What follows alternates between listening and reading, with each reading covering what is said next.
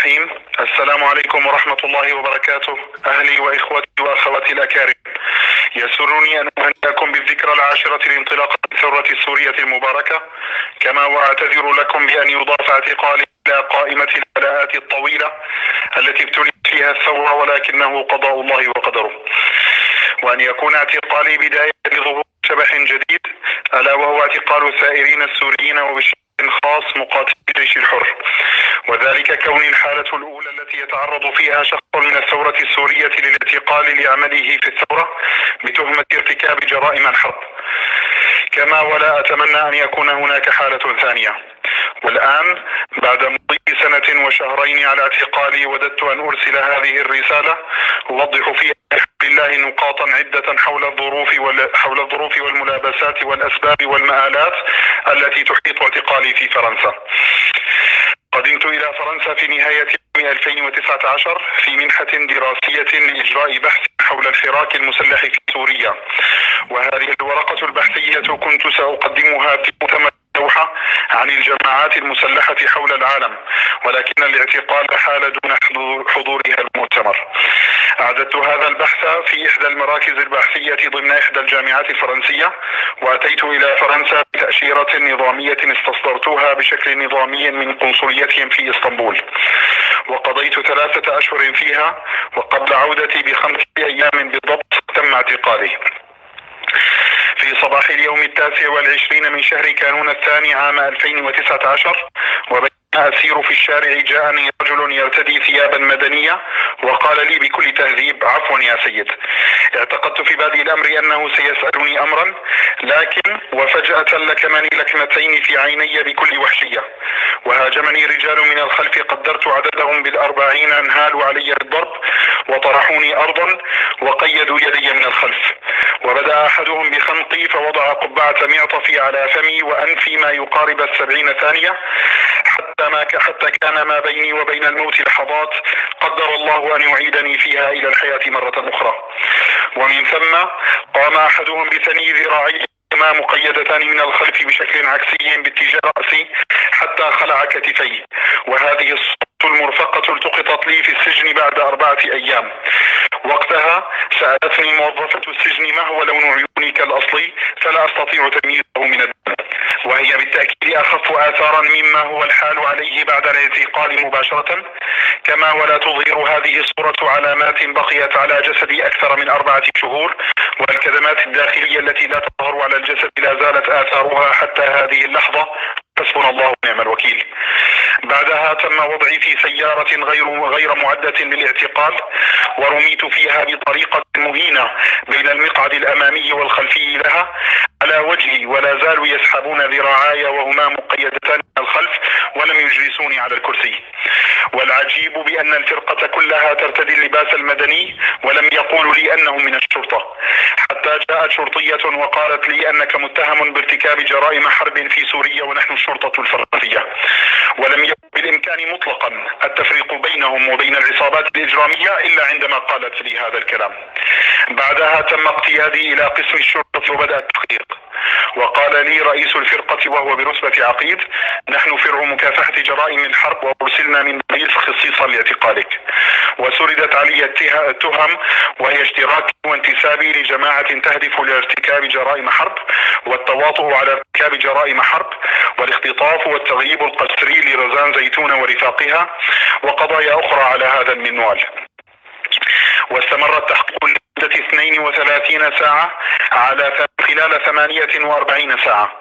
وطبعا وأقسم بالله على ذلك أن طفلا سوريا صغير يعرف ما يجري في سوريا أكثر من هذا الفريق الذي يدعي بأنه متخصص في جرائم الحرب.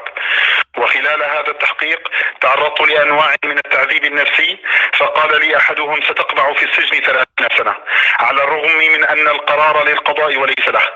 ومن ثم حولت بواسطة الطائرة إلى باريس، ورافقني فريق يعجز العاد أن يحصي عددهم إلى المحكمة التي قضت باعتقالي مدة 1.5 سنة على ذمة التحقيق.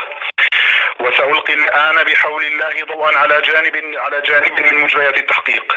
استدعيت بعد شهر ونصف إلى جلسة التحقيق الأولى، والتي كانت عن حياتي وظروف انشقاقي عن جيش النظام، وذكرت بعض التهم بشكل خجول. بعدها لم أستدعى للتحقيق مرة أخرى إلا بعد 8 أشهر، وهنا عمليا بدأ التحقيق.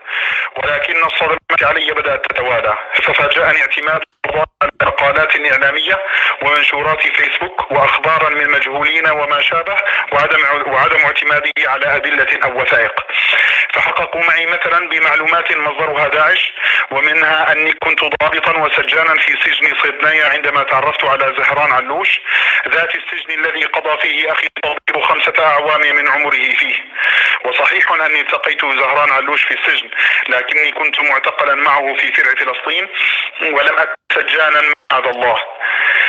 وإشاعات أني معتنق للإسلام ولست مسلما أصليا، ومعلومات ما أنزل الله بها من سلطان. بل وإن أحد الملفات إصدار وكالة النظام سانا، واحد الملفات الذي يتهم جيش الإسلام بالهجوم بالأسلحة الكيميائية على الغوطة الشرقية، ومصدره وكالات إعلام روسية. فتولد لدي شعور بأن القضاء لا يبحث عن الحقيقة أو العدالة، بل يبحث ويتطلع لإدانة فقط. والأنكى من ذلك هو امتياز القضاء الواضح لطرف الادعاء. على سبيل المثال لا الحصر، إذا طلب الادعاء إلى استماع إلى شاهد لا يستغرق الأمر أكثر من 2 أو 3 أسابيع حتى يتم تنفيذ طلبه، بينما طلب محامي الاستماع إلى شهود منذ ما يقارب 5 شهور، ولم يتم الاستجابة لطلبي حتى هذه اللحظة. بل والأكثر من ذلك، تقول القاضية للمحامي: لماذا برأيك الاستماع الشهود مهم في مسار القضية؟ كما قدم محامي كرت ذاكرة للقضاء يحوي بعض الملفات، فرفضته القاضية بحجة أن كرت الذاكرة غير موثوق به أمنيا، وأريدهم على قرص CD، على الرغم من أنها قبلت مرات عدة كروت ذاكرة من طرف الادعاء. هذا الأمر مثبت في ملف القضية. استدعي شاهد خلال التحقيق ادعى أنه رآني في عام 2015 في سجن في الغوطة الشرقية، وواجهني في المحكمة. أنا في ذلك التاريخ كنت قد خرجت من الغوطة الشرقية منذ 2 ولم أعد لها حتى هذه اللحظة. والمثير للضحك بأنه قدم مواصفاتي قبل اللقاء بي للشرطة، فقدمها صحيح باستثناء الطول، فقال أني قصير، وكأنه قدم المواصفات التي هي ظاهرة للإعلام، ولكن الكاميرا تعجز عن تحديد الطول، فأوقعه الله في شر افتراءاته. فعندما طلب مني الوقوف ورأى أني طويل جدا، ارتبك وتلعثم وقال: نعم إنه قصير. وبالمناسبة أستغل هذا السياق وأوضح التالي: خرجت من الغوطة الشرقية بتاريخ 28 من أيار عام 2013، ولم أعد إليها حتى هذه اللحظة التي أسجل بها هذه الكلمات. وأتحدى كل المفترين والكاذبين وشهود الزور، فأتحداكم وأتحدى الجميع بأن تأتوا بدليل واحد يثبت وجودي داخل الغوطة بعد هذا التاريخ. من الأمور الصادمة أيضا خلال مسيرة التحقيق الأسئلة التي لا طائل منها. فمثلا سئلت عن حادثة انشقاق دون مبالغة 10 مرات، حتى جعل المحامي يحتد على القاضية ويقول لها: سيادة القاضية، موكلي غير متهم بالانشقاق عن النظام، فماذا إضاعة الوقت بهذه الأسئلة؟ ومن الصدمات أيضا الترجمة، فالملف الرئيسي التي بنيت عليه القضية كلها مع المقدم من أحد القنوات السورية مليء بالترجمات المغلوطة وتحوير الكلام. فمثلا يوجد في الملف في إحدى اللقاءات الإعلامية أن نتهم لا نهتم بعمر المنتسبين ونقبل جميع الأعمار، وعندما شاهدت التصوير كان الحديث أن نطلب المقاتلين من كتائبهم لنعيد تدريبهم، ومثلها الكثير لا أريد ذكرها لئلا أطيل في الرسالة. من الطامات أيضا حش ملفات من قبل الادعاء وقبولها من قبل القضية، وهذه الملفات لا علاقة لها بالقضية لا من قريب ولا من بعيد. مثلا مقالة من موقع أورينت نت بعنوان: بريطانيا الدولة الأولى التي تطلق لقاحا ضد فيروس الكورونا، ومقالة أخرى عن الانتخابات العراقية السياسية.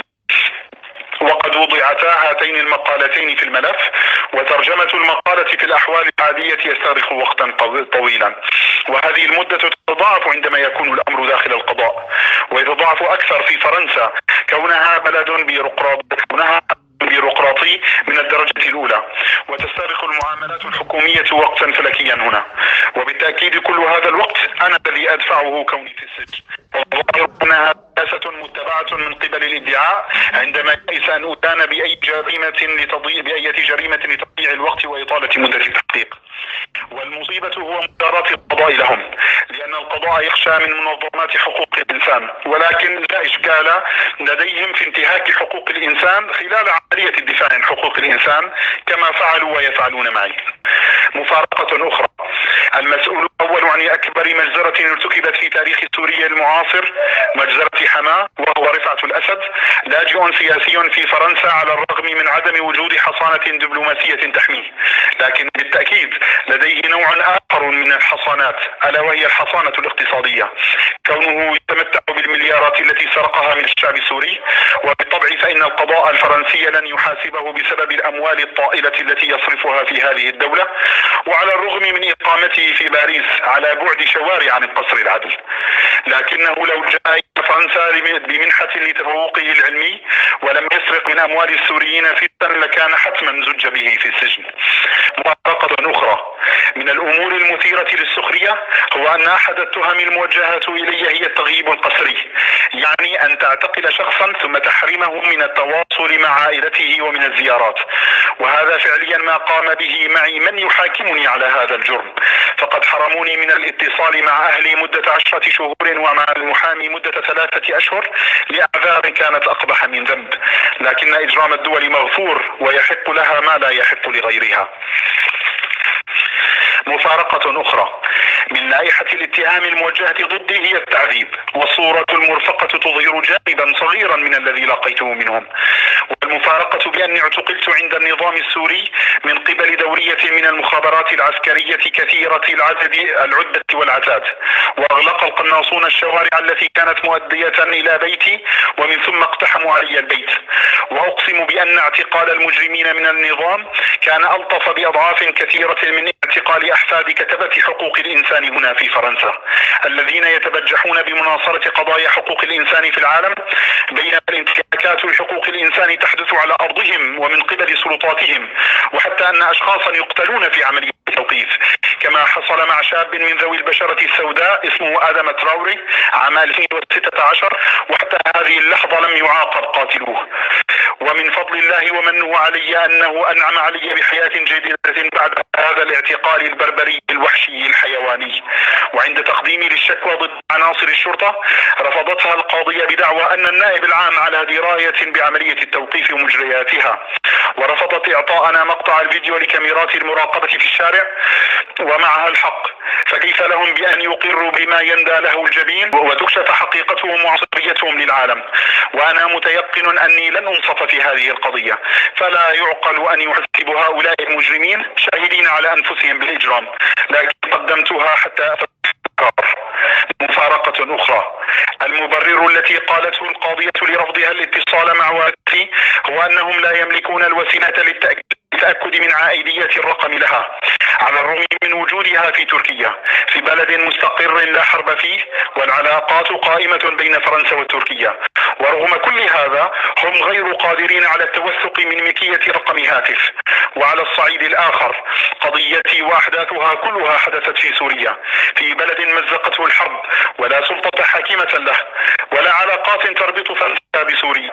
وبعد كل هذا كيف لهم بأن يتوثقوا من الادعاءات المقدمة ضدي إن كانوا عاجزين عن التوثق مما هو أسخف منه بكثير منه من ملكية رقم هاتف، ناهيك عن أن كل المكالمات هنا مسجلة أصلا. مفارقة أخرى، يدعون بأن كل التحقيقات والأقوال التي أدلي بها مصورة لحماية حقوقي، لكن عندما سألني رئيس فرقة التحقيق أسئلة غريبة ولا علاقة لها بالقضية أو التهم الموجهة لي، كنت أقلب الكاميرا وألحظ بأنها لا تعمل عند هذه الأسئلة. فمثلا قال لي: ما هي أجهزة الاستخبارات التي تعمل لصالحها؟ ما هي علاقتكم مع السعودية؟ ما هي علاقتكم مع الاستخبارات التركية؟ وكل الأسئلة أو التعليقات التي كانت تهاجم تركيا كانت وقتها الكاميرا لا تعمل. كان جريا خصومتهم مع تركيا، وحتى النائبة العامة في قاعة المحكمة وجهت كثيرا من الانتقادات لتركيا مع أنها لا علاقة لها بقضيتي، وهذا الأمر مستغرب. إن كانت خصومتكم سياسية مع تركيا فليس من المعقول استخدام القضاء أداة للانتقام منها، وحتى وإن أردتم استخدامه فلم تستخدمونه ضد الثائرين السوريين؟ مفارقة أخرى، كثيرا ما يهاجم الفرنسيون الغدر عند إرهابي داعش لارتكابهم جرائم على الأرض الفرنسية وهم في ذات الوقت حائزون على اللجوء، فكيف تهاجم من آواك في أرضه؟ هم يقولون. وللأسف قائمة الغدر طويلة جدا في قضيته، فمنها مثلا طريقة الاعتقال، فكيف بدأوا بضربي دون أن يقولوا نحن من الشرطة، وكيف منحوني التأشيرة لبلدهم ليعتقلني بعدها، وكيف قالوا لي بأن مجريات التحقيق سرية، وعندي معلومات في حاسوب لو وصلت للنظام السوري سيتأذى أناس كثيرون بسببها، وبعدها بفترة قالوا لي أن التحقيق ليس سريا، وعندما اعترضت عند القاضية أجابتني بكل برود أني أتمنى أن لا يصيبهم مكروه دون اتخاذ أي إجراء، فلا أقول إلا الله المستعان، وأسأل الله أن يحييهم. ولو كنت أعلم أنهم يكذبون علي كنت رفضت إعطاءهم كلمات سر، ولا إشكال عندي في تحمل حكم السجن لمدة عام بسبب عدم إعطائي إياهم. مفارقة أخرى، صنفت بأني سجين عالي الخطورة، واعتبروني من منظمة الإجرام العالمية أو المافيا، وأنه من الممكن أن أتلقى دعما من الخارج لتهريبي من السجن، على الرغم أن عمل فصائل الجيش الحر محصور في سوريا. كيف لهم أن يصلوا إلى فرنسا؟ تنظيم داعش خلاياه موجودة في كل مكان، ومع ذلك لا يتم تصنيف المساجين من داعش على أنهم سجناء عالي الخطورة. كل هذا وأنا لا أملك أي معارف في هذا البلد، بل ولا أعلم موقع السجن في باريس بالضبط، ولم يسبق لي المعيشة فيها. ولعل هذا يوضح جانبا من طريقة التفكير العقيمة لديهم أو التحامل الواضح ضدي. مفارقة أخرى، حسب القانون الفرنسي لا يحق لهم محاكمة قضايا جرائم الحرب إلا إذا كان المتهم من الجنسية الفرنسية أو مقيم فيها، وإن كان مقيم فيها فيجب أن يكون المتهم يحمل جنسية دولة عضو في محكمة الجنايات الدولية. وفي حالتي أنا لست بمقيم على فرنسا، فقد قدمت إلى فرنسا بتأشيرة مدتها 3 أشهر فقط، ولم أقدم طلبا للإقامة ولا للجوء، وأنا سوري ولا أحمل جنسية غيرها، وسوريا ليست بعضوة في محكمة الجنايات الدولية. هذا يعني أن اعتقالي غير قانوني حسب القانون الفرنسي، ومع ذلك فقد تجاوز القضاء القانون واخترقه لاعتقالي للأسباب التي تكلمت عليها سابقا حول طبيعة الاعتقال السياسي، وقد قدمت طلبا لمحكمة الاستئناف منذ ما يقارب 7 أشهر، حتى هذه اللحظة لم يتم إجابة طلبي، والله المستعان. مفارقة أخرى، القانون الأساسي لمعاقبة مجرمي الحرب ومصدر القوانين والتشريعات التي يحاكم وفقها مجرمو الحرب في أنحاء العالم هو قانون محكمة الجنايات الدولية، والمادة الوحيدة فيه التي ترتبط بالإعلام هي جريمة الحرب المتمثلة في إسقاط الأمان عن الجميع، وهذا يعني أن يعلن المتهم أو يأمر بأنه لا يبقي أحدا على قيد الحياة، وحتى تتم إدانة المتهم يجب أن يتحقق ركن رئيس، ألا وهو أن يكون في موقع قيادة أو تحكم فعلي في القوات التابعة له. وأما ما يتعلق بي فخلال عملي في الثورة متحدثا رسميا ما ارتكبت مطلقا هكذا جرم، بل على العكس تماما، فطالما كانت إعلاناتي وبياناتي تهدف إلى حقن الدماء فكنت دوما ما أشجع مقاتلي النظام على الانشقاق لئلا تسفك دماؤهم، ناهيك أنه لم يكن من خصائص عملي مطلقا القيادة العسكرية أو السياسية للمقاتلين ولا حتى قريبة من ذلك، وكل من كان يتبع لي إداريا مدير مكتبي الخاص ومساعدان ليس إلا، وكان عملي محصور في الإعلام والعلاقات والبرامج السياسية. فارقة أخرى، بعض الأصوات تقول أني تعرضت للتعذيب والضرب والإهانة لأني قاومت الشرطة، فاضطرت الشرطة لهذا الحل، والرد على ذلك هي الرواية التي سردتها آنفا عن طريق الاعتقال والغدر فيها دون إعلام أنه من الشرطة، ومفاجأة بها الذي لم يتح لي أي مقاومة. علاوة على ذلك لم تذكر الشرطة في تقريرها أو تعرض حتى عن أي مقاومة، وبالتأكيد لا يمكن لهم الكذب بذلك، فالاعتقال صورته كاميرات المراقبة وليس بمقدورهم تكذيب هذه المقاطع المصورة. فالمفارقة هنا: يا أيتها الأصوات التي تعالت تدافعون فيها عن طريقة الاعتقال الوحشية بحق ابن بلدكم، وأنتم تدعون الدفاع عن حقوق الإنسان، في حين أن الشرطة ذاتها خجلت أن تذكر هذا وأن تدافع عما يندى له الجبين، أم أنكم ملكيون أكثر من الملك؟ مفارقة أخرى: عند دخولي للمرة الأولى على قسم الشرطة عرضت علي التهم، فكانت كلها مؤرخة من عام 2013 حتى عام 2018. قلت لهم: أنتم تتهموني في تاريخ كنت مستقيلا فيه منذ عامين مباشرة، وفي الملف الثاني من التحقيق تأكدت من التاريخ، فإذا هو تاريخ استقالتي الحقيقي. هذا إن دل فإنما يدل على هشاشة الملف المقدم ضدي، ويثير العجب من قبول القضاء له دون إرساله للشرطة ليتوثقوا منه، ويثير الاستغراب من تغييرهم السريع للملف وكأنهم غير واثقين من التهم ولم يدرسوه مطلقا، وهذا واقع. فقد قال لي المحامي بأن الفارق الزمني بين الملف المقدم ضدك وتاريخ اعتقالك هو 3 أيام، والصدمة أن تقرير الشرطة قال أنهم كانوا يراقبوني قبل 3 أيام من اعتقالي. فالمعادلة بسيطة وواضحة. فمن اللحظة التي تم تقديم الملف فيها إلى القضاء أمر القضاء باعتقالي دون التوثق من الادعاء أو الترجمة أو على الأقل صحة المعلومات الواردة فيه. فقد كانت الترجمة كارثية، فعندما كان المترجم يبين أخطاء الترجمة كانت الصدمة تعلو وجوه الحاضرين في جلسة المحكمة وبالأخص القاضية، فتعيد على المترجم وتقول له: هل أنت متأكد؟ ويكون جواب المترجم: نعم بالتأكيد. مفارقة أخرى: أقيمت الدعوة ضدي في فرنسا عن طريق مركز سوري تضمن ملف الدعوة الكثير من التحوير وأخطاء في الترجمة، من المستبعد جدا أن تكون ناتجة عن سهو أو عدم انتباه للفرق الشاسع بين الأصل والترجمة. المفارقة بأن هذا المركز يدعي أنه من الثورة السورية ويدعم من قبل السوريين والمنظمات الدولية على هذا الأساس، وهو يستخدم علاقاته وعمله ومقدراته في سبيل إدانة الثائرين السوريين وملاحقتهم في المحاكم، لا لأجل نصرة الثورة أو الدفاع عن الثائرين. مفارقة أخرى: عندما وجهت إلي القاضية الكثير من الأسئلة المبنية على الإشاعات التي مصدرها داعش والنظام، قلت لها أنكم تستخدمون إشاعات مصدرها خصوم سياسيون، وهذا الأمر غير مقبول. فقالت لي: تقارير ناشطي حقوق الإنسان أيضا تتهمكم بارتكاب انتهاكات وجرائم، فهل هؤلاء الناشطين المستقلين أيضا من الخصوم السياسيين؟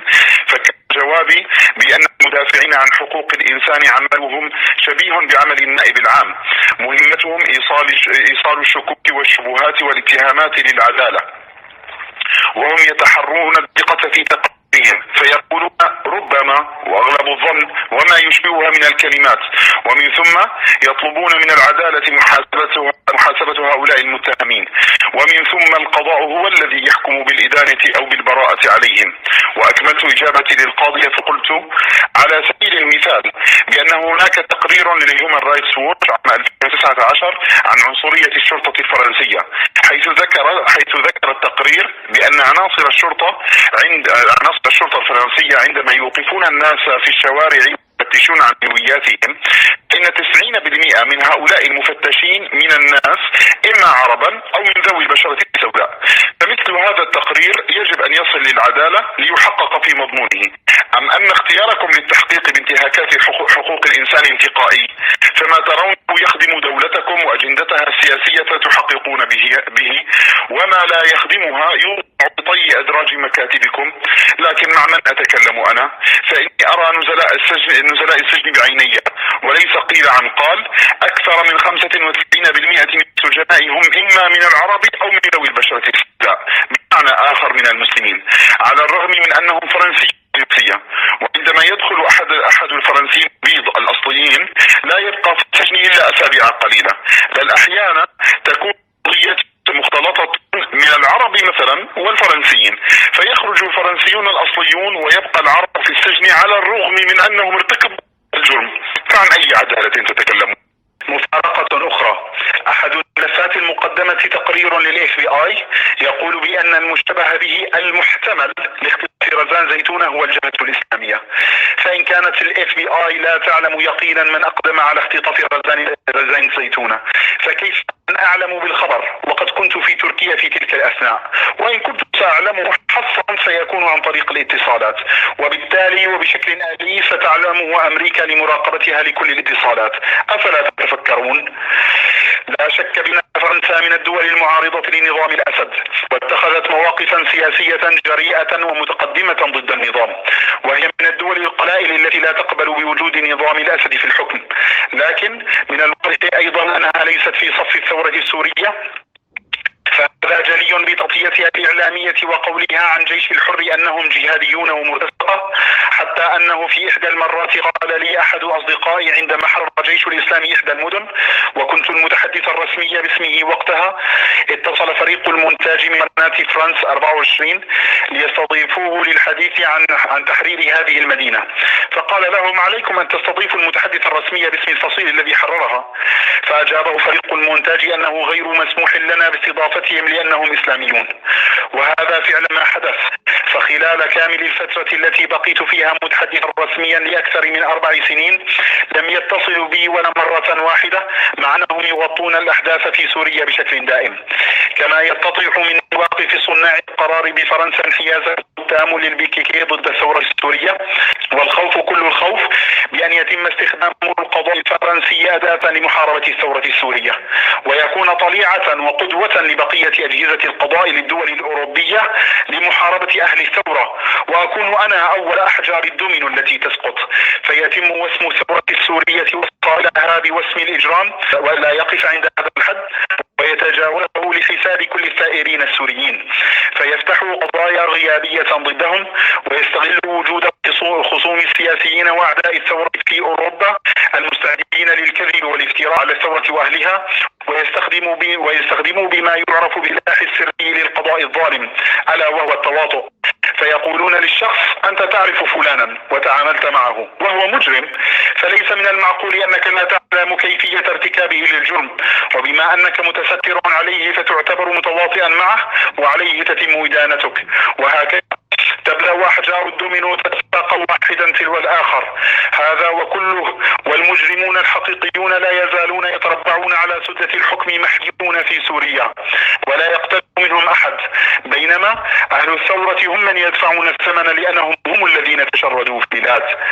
ويمكن ملاحظة بوادر هذا الأمر في طلبات اللجوء، ففي فرنسا مثلا من يقول أنه كان الجيش الحر يمنح إقامة لمدة عام واحد أو يرفض طلبه بالكلية، ولا أعتقد بأن مقاتلي البيكيكي إذا قدموا إلى هنا وأرادوا أن يطلبوا اللجوء أن ترفض طلباتهم، بل ويمنحوا الإقامة لمدة 10 أعوام.